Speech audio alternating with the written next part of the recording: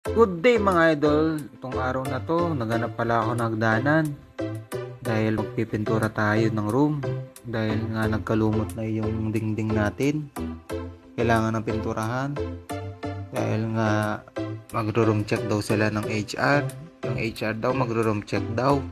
Kaya kailangan natin ng pinturahan yung wall natin mga idol. Kaya nga ito nga mga idol, kahit nakakalabas ko lang sa trabaho, kailangan na natin gawin to dahil ilang araw na lang mag-check na sila ng room. Mahirap na kapag nagkaroon ka ng warning letter.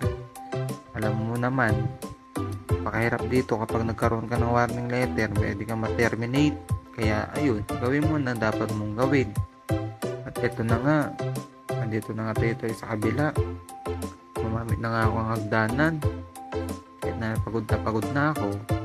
Ayun, kasi kaso ko pa rin tong room namin dahil nga kailangan natin pinturahan.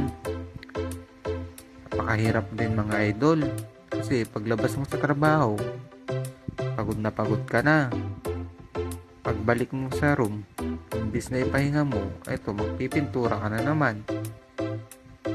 Ilang beses ko na nga ulit na pinintura yan mga idol. Ganyan talaga dito sa Taiwan, nagkaroon ng mga lumot-lumot. Kaya hanggang sa muli.